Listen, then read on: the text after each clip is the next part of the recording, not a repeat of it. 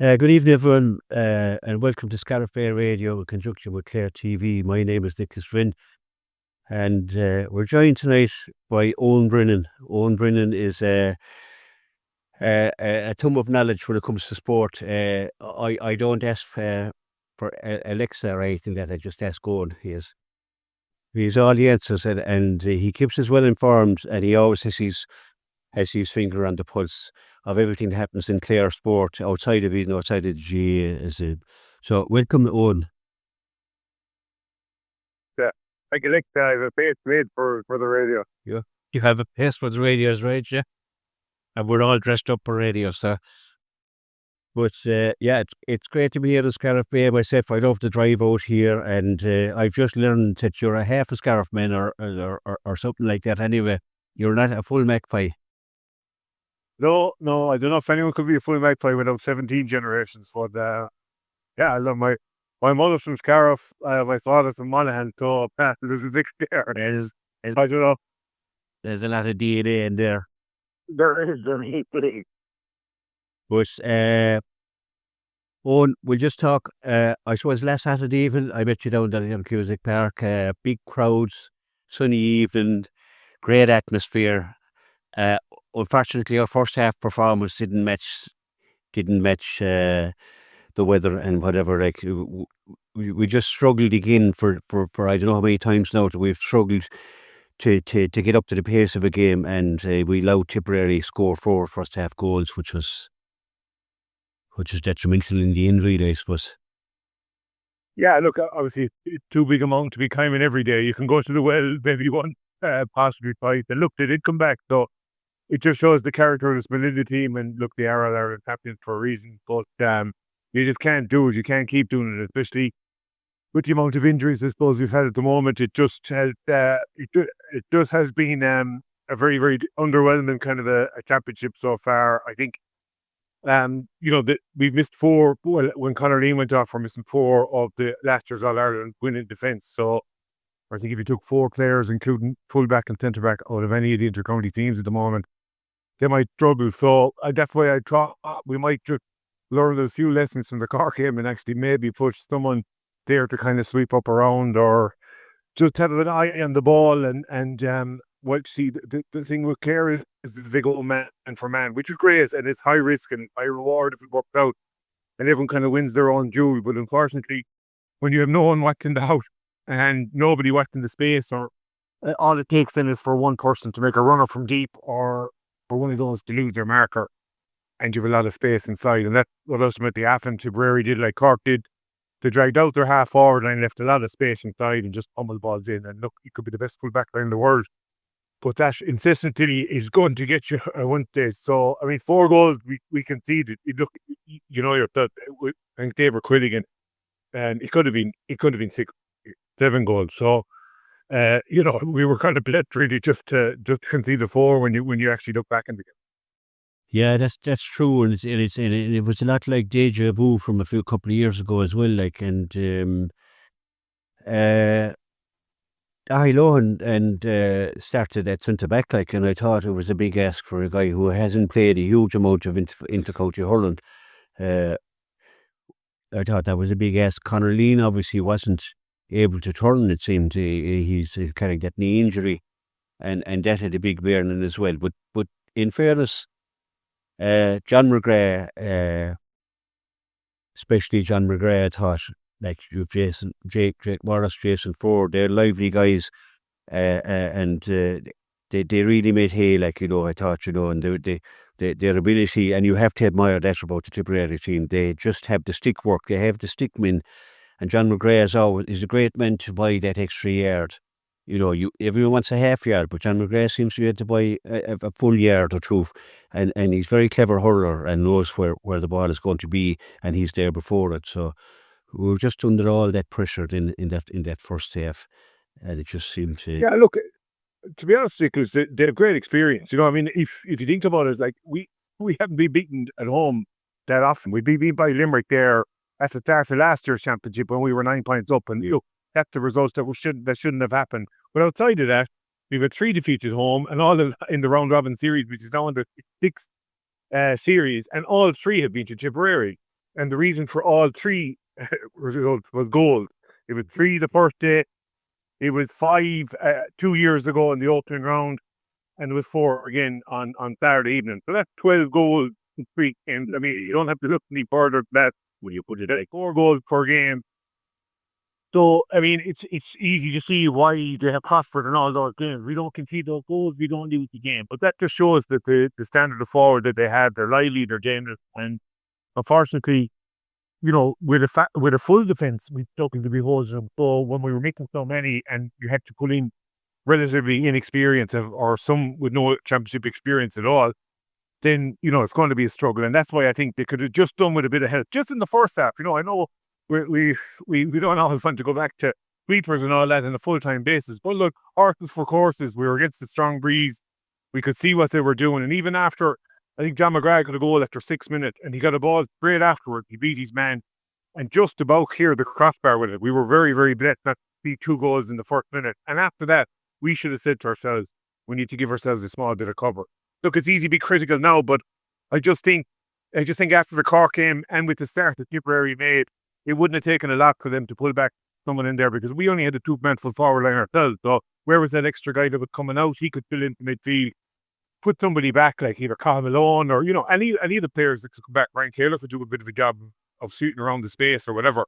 So I just think we didn't help ourselves a large degree. And look, as I said, we made a great comeback, but it didn't need to be as big a deficit as it turned out to be. So unfortunately, we didn't learn a lot from that Cork game and the opening ground, and that's disappointing. Yeah. I suppose when you look at it, you mentioned the four defenders being missing, and then Tony Kelly wouldn't have been, even though he did great work in that match, but he wouldn't have been at full kilt. And then you're missing, you won't say you're missing, but David Fitzgerald didn't start, and Aidan McCarthy didn't start from that All-Ireland winning team. So there was a whole rejig, and you had Sean Rinn coming in, you had Dahi Lohan coming in, and it was an extraordinary comeback. Having said that, to be 12 points down, Dave was really very unlucky he didn't get a goal there. And that, when that onslaught from Tipperary, we could have got up and got a goal, but Dave really was very unlucky. It was the side knitting. But it was an extraordinary comeback for a team who was limping, and if you know what I mean, to come back from 12 points down against Tipperary, who were rampant. It was an extraordinary comeback.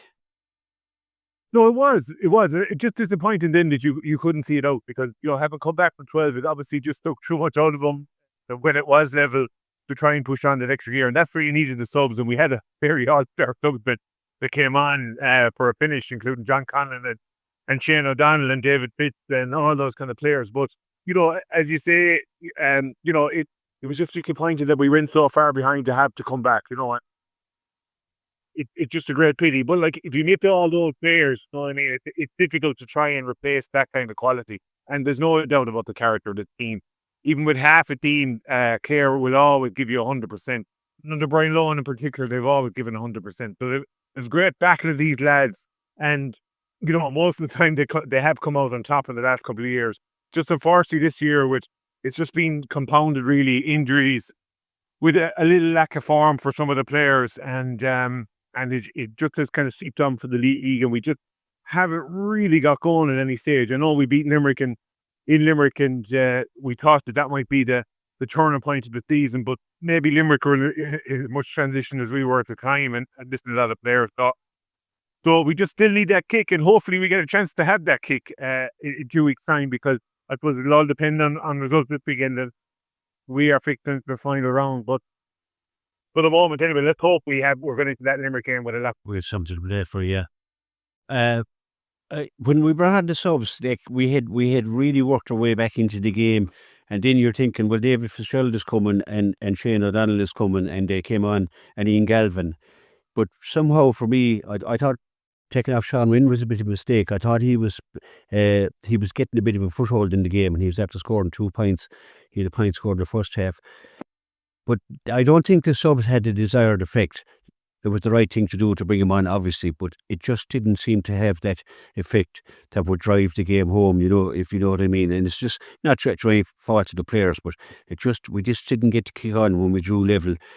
And in fact, Jason Ford had got off just before that, and Tip got a free at the far side of the field, very difficult free, and was it Andrew Orban scored it? I'm not sure, but that was a vital point to put him back a point up, and it gave him back the momentum. It was a great free actually, because it was right on the sideline, but the subs didn't really work for us, I thought. Yeah, I think there's two factors. I think there's two factors there, Nick, in that. Number one, I think the game had really broken up at that stage. It had run really frantic at both ends.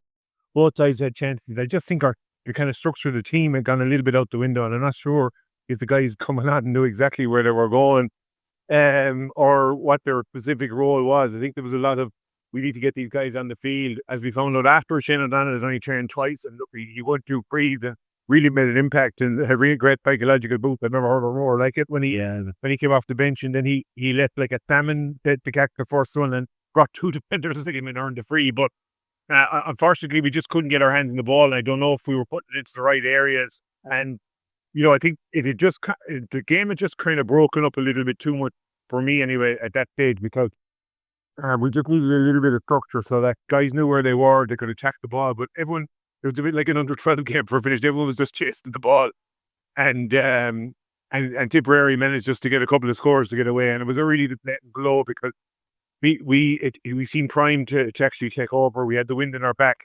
We were bringing on all these subs, but unfortunately it just didn't work. And maybe we should have brought John Conlon on and put him up front. I mean, he's one of us there, up in the forward line as much as he's one at the back. So it might have been a bad shout for a finish. Yeah. Did you feel? I thought during the whole course of the game that where the Tip forwards seemed to get the room, and they got the kind of freedom with the pitch almost. Well, our forwards, when we went attacking, I was consistent fouling. The minute any one of our forwards got, Tip were happy to give away the free. They pulled them down, they dragged them down. Referee didn't take too much action, I thought. David really got a hurley broken across him at one stage, no action taken. Mark Rogers pulled down, Shane Meehan pulled down time and again. And I couldn't see any action from the referee, and not blaming the referee for the loss, but that seemed to be Tip's tactic: take him down, give away the free, whatever, but don't let him in on goal. That seemed to be the tactic that they had. Yeah, and look, it worked. We didn't. Outside of Tony Kelly's goal, we didn't get a goal in the second half. So it clearly worked, and maybe we were a bit too nice when we were defending it against that breeze in the opening half. And the goals they got looked to be fairly easy. When you look back, you're kind of looking through their fingers, saying if we could have defended that a little bit better, and maybe we should have been a little more cynical in front of the goal. I think the clever thing about Tip is they weren't. If you were doing a fairly cynical tackle, you were making sure there was a guy inside you, so that you weren't the last man, and you didn't give away a penalty and a black card. They positioned themselves perfectly, that they had a man behind at all stages that could have made the tackle had that forward gone through. So James Owens never had to make that particular decision. Maybe with Tony Kelly's one, I think was the most obvious in the second half when he went through for that penalty. Yeah. But I suppose James Owens thought that a penalty was enough of a punishment for that, and by God did he score it. So look, maybe Tipperary obviously had their homework done. They were cynical, we weren't, and they won the game. So I mean, who was right or who was wrong? Spoke about the dark hair before, but maybe you have to have a bit of that too, a bit of development in your back line in order to win games, and for them hopefully to get out of the Munster Championship. Yeah, that's it. And I suppose looking forward to the next weekend, we'll be keenly interested in what's happening this weekend, even though we're not playing at all ourselves. So we'll never have more interest in a Limerick Cork game and in a Tipperary Waterford game. How do you see them two games going on? Look, it could all go very wrong, but I mean, like the 4 games, we need all 4 remaining games to go our way and certainly win our own one. So I think they're all probable. I mean, if you were putting on a bet, you didn't just throwing away a $5 or a $10 or whatever you're putting a bet on. I mean, they're all very likely or possible results. Cork to beat Limerick, they did it twice last year, so it's not beyond the bounds of possibility that would happen. Tipperary to beat Waterford, look, I mean, in Temple Stadium, you'd expect them to do it anyway. So I think the weekend's one will be the most difficult one. I think Limerick and Cork, I think the game, I'd expect that Tipperary might just have an edge on Waterford, even though Waterford know that they needed one win from the last two games and they put both Tipperary and Clare out. So it's cutthroat really now. Tipperary have got their lifeline, so I think that little bit of momentum has come to them at the right time. Waterford's momentum came against Clare, but since that for Limerick, they might have a small bit of doubts about themselves. So, look, from our perspective, I suppose you're hoping that Tipperary, it's not often we say it, but we're hoping that Tipperary will win the game and Cork do us a favour as well. That's just the one I'm thinking. And just think that Limerick have seemed to be getting all their big guns back and finding a small bit of form. So I think having struggled a little bit against Tipperary in the opening round, missing a couple of players, there was a few shoots of light against Waterford. At least they were getting players back now. They didn't pull up any trees in that game, but I think they're probably brewing towards this one now. They want to get back there. They want to defend their title. They don't want to be going for a third place. So that's the one really, and it's a sellout. I see just announced today it's a sellout. So it could be an absolute cracking atmosphere. There's a great rivalry between Cork and Limerick anyway. So if Cork, this is really show Cork's credentials now. There's a lot of talk about Cork this year, and obviously they won the league and they have been unbeaten so far in the Munster Championship. So this will be the acid test for them. And can they do it when it's needed most? So for our sakes, we hope so, and bring it down to the last day. And look, if we lose that last day, we can't have any complaints. But if we're going to that last game with something to play for, having got a few players back, anything is possible. So it would be really, really exciting. And I think Clare supporters now will be thinking, we'll wait to see how the games go on Sunday, and then let's tack the game to the ground and see can we resurrect something out of this Munster Championship. Absolutely. And I suppose the open game, Clare and Cork, I think Cork will have learned a few lessons too. I think we did them a favour. In fact, they were crestfallen leaving Cusack Park, but in hindsight, that they let Clare back into that game, they will be kicking themselves, and that'll be something that will focus them a lot more as well. And it seems to have calmed things in Cork. All the talk was Cork had the All Ireland won already, but that seems to have been quilled down a good bit now over the last couple of weeks, actually, since the Clare game. Yeah, no, absolutely. But still, there was a few things of the armour there that Limerick might be able to exploit as well. I think the Peter Duggan factor was they just couldn't handle it whatsoever. And I saw the management; they were right in front of me now, and I saw the management having about 4 or 5 discussions about it. They warmed up Jamie Callahan there, and I think they thought if we bring him on, it'd be devastating for Downey. Who's an all-star for that. Yeah. But if you're going to win championships, you have to be a little bit ruthless as well. Sometimes it's not your day. You got to take them off and whip them off. But I think that was a mistake from the Cork management, and they were lucky not to come out with. If they had lost that game, they would have been held to pay for that. Why didn't they make that? So if Limerick see that, could you see? I know it's going to be out. It could be a curveball, but could you see the likes of a Gerard Hagerty going to hit a full forward, or even a Kyle Hayes or someone who was in the forward before, just to really contest them if there's a bit of a breeze there. Now with the weather we have at the moment, you're not going to get any breeze there, but it certainly has probably given John Kelly plenty of food for thought, and Pat Ryan, because they must be thinking about nothing else ever since. Absolutely. Well, we'll eagerly look forward to it. We'll take time from whatever we're doing to sit down and watch those games for certain. We were in the Gaelic Rose last night, and I was there beside you. What was turning out to be a fantastic game seemed to be just, for me, a very poor officiating, both from an umpire and especially from a referee. Really let Clare down, I think, and it was hugely disappointing to come away. What was done to Jamie Myler was, I thought it was a disgrace to give him a black card in a Munster final like that for seemingly nothing, because the tackle had been put in by Owen Gunning, and whatever happened after had no bearing on the penalty. It's just Yeah,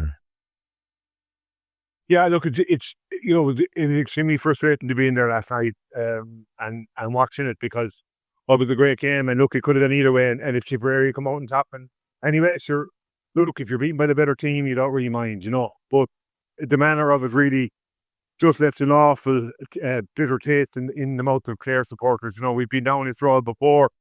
It's an odd thing to be done at the end of these controversies. If you remember the 2008 Munster under 21 final, when we hadn't everyone won before and looked to be maybe going to beat Tipperary in Cusack Park, and then a certain Jason O'Mahony, who we haven't heard from since, but that really isn't any consolation to us either. That he, we had a score got at the other end, and suddenly he went out. His umpire who had said that the goalkeeper stepped out in the square, and then we had the Ed McCarthy penalty a couple of years ago there against Tipperary as well. For in the senior that knocked us out of the Munster Championship as well, I think 2021. So we just seem to be always at the end of these calls, and it's just frustrating because your championship life is on the line there, and it was a couple of bad calls. Look, every player and every referee makes mistakes, but I don't think he could even justify it by, you made the call on the Clare penalty was soft, and look, if you given the Tipperary penalty, it would have been stopped, but it was a black card. That was the killer. To give a penalty at either end and they both scored, you say, okay, fair enough. Neither of them looked to be much of a penalty, really, if any penalty at all at either end. But the black card was the killer. Like, what did Jamie Milan actually do to get the black card? I went home and I actually, in my frustration, I was watching Dublin and Galway in the under-21, and I think it was in injury time. Dublin were well up and the Dublin player went straight through, and the Galway guy literally jumped at him and hauled it onto the ground as he was going through, and that's the black card. Yeah. That's what the thing was there for. You're stopping a guy during a certain goal, and you're cynically doing it because you're actually taking him out of it. Like, you're dropping him to the ground. Whereas those two Clare defenders, Owen Gunning and Jamie Milan, were both going for the ball. They were trying to get the ball. It was neither of them thinking we're going to haul this guy down, because we know how good a goalkeeper Mark Sheedy is, so he could actually make a save on this. So it was just deeply frustrating. And then you see all the replays and you wonder why. And then the third goal, you're seeing Owen McMahon thoroughly being held, and the pictures that went around afterwards, and you're thinking to yourself, why we all done at the end of these things? It ruined the game. The black cars ruined the game in particular. And, after that, it was 2-3 to no score. They got 2-3 in a row to just completely turn a 4-point lead for Clare into a 5-point deficit. And there was no way back. Look, these players had played. This was their third game in 14 days. They had performed superbly against Limerick to finish up against Cork as well. And now they were going toe-to-toe with a team that beat them by 9 points. They did so admirably. They didn't deserve to go out of a championship in the manner that they did. And it was, to be honest, it was sickening. And I wasn't even playing the game, but I felt thickened in my stomach having to watch that. And look, as I said before, referees make mistakes, but she didn't go in and consult the umpire. You know what I mean? This is the guy running through on goal. So the umpire put his hand up for 65. If he got in and just made an effort to consult them and see what they thought about it before making the decision, or else changing his mind, no one would have said to him, it doesn't have to be a black card, but he didn't. He just took it all upon his own shoulders, and that just makes it worse. You had 4 umpires, not that the other two would have seen it, but you had 4 umpires now, 2 linesmen and a 4th official. You should be using all your officials to have a look at that and because it was a decision that hinged the entire game. So if it's going to cost some of their championship lives, I think the least you can do is consult your 2 umpires that are actually watching this guy going through on goal. To see the angle that we saw on the TV afterwards, they would have made the right call and barely given a penalty enough to mind the black card. But this isn't an isolated incident, and it isn't all Clare. Awfully were regarded in the minor final there a couple of years ago, where Tipperary were awarded a goal. There was a certain free out. There was an Offaly player fouled, and they awarded a goal. Then we saw last year where Tipperary themselves seemed to be at the wrong side of it up, but they won the game against Kilkenny in the minor final, in which there was 2 of their lads sent off for innocuous fouls as well. So and the umpire, okay, he gave us 65, but he turned around in and he's looking straight at Owen McMahon's hurley being pulled out of the way, and he doesn't do anything. He doesn't call in the ref and doesn't say, by the way, ref, your man pulled the hurley. So is the day coming that we need to change the refereeing system, that there has to be somebody who they will have to answer to somebody other than themselves, that they have to answer why they're making these decisions, and that umpires have to be trained to do their job properly and brought in to just bring in your family members along to do umpires, guys who probably don't do it from one end of the week to the next, and they're brought along for a big Munster final, and they obviously haven't got the necessary skill to do the job. Now talk of or the know-how do we understand the rules? So the time the Munster Council and the GAA General stepped in here and said, all these games, it's wrong. And it is totally wrong. Jamie Moylan is trained all year, and to get that kind of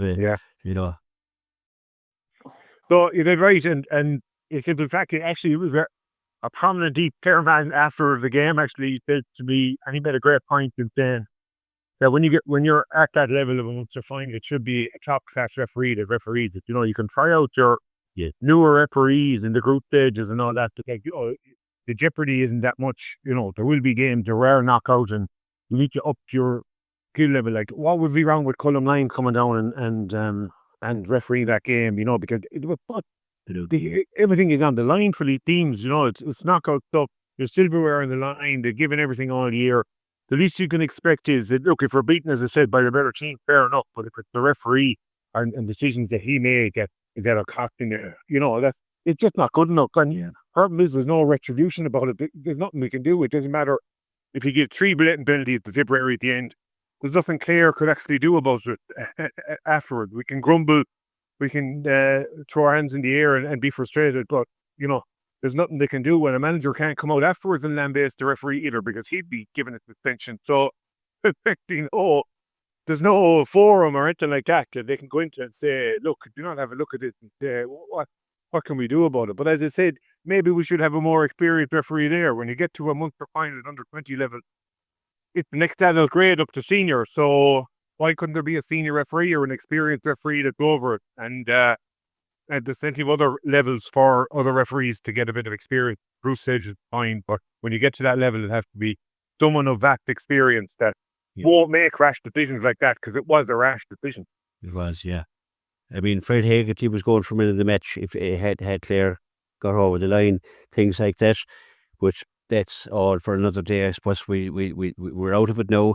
But they're a young team. They'll be back again next year, most of those lads, and they're really very proud of them, and very proud of James Moylan as well, for fine men and to be able to guard like that. But that's how the cookie crumbles sometimes.